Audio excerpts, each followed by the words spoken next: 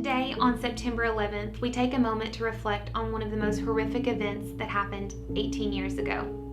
And this morning, we took a second to come together as a team to share exactly where we were and how that news has impacted our lives.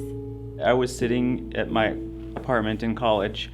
I had set an alarm the night before. I was pretty excited. I had heard that Michael Jordan was coming out of retirement for the second time, so I set an alarm wanting to see his press conference. Well, I woke up that morning, no press conference, and the news station was just covering everything that was going on.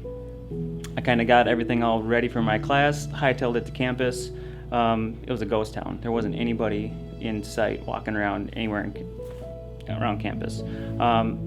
Go to my class, note on the door saying class has been canceled, go home. So I went home, sat in front of the TV with my friends, watched everything that pretty much transpired that day, not having any idea what the future was going to bring.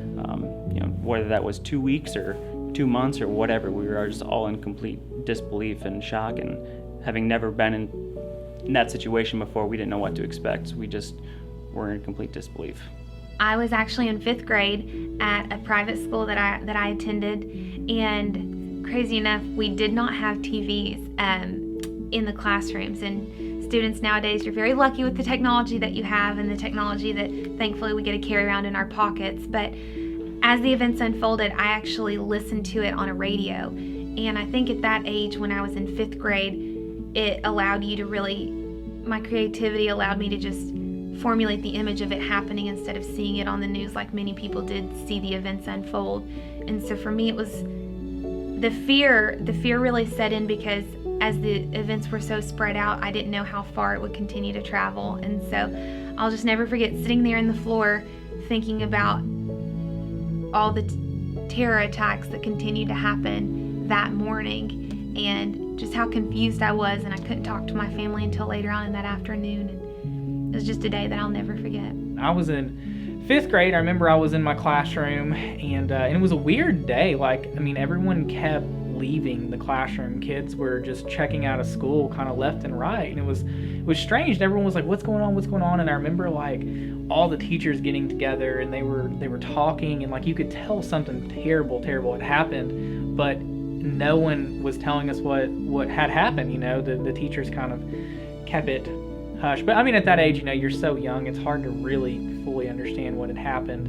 And whenever I got home, my grandfather had sat me down, and he was watching the news, and he explained what happened. And I just remember, it was just such a terrible day. It was just awful. From everyone here at Our Home Real Estate, we just want to take a moment to extend our deepest gratitude to all first responders who continue to lay their lives on the line to protect our nation and our home. So I wanted to share a personal story about an individual who is a firefighter who left his own impact on both mine and Jay's lives during his courageous acts when the attacks happened on 9/11. Stephen Siller was a firefighter and member of Brooklyn Squad 1. 18 years ago, he was en route to play a round of golf with family when the news met his ears. He quickly changed his plans, grabbed his gear, and drove his truck as far as he could, to the Brooklyn Battery Tunnel.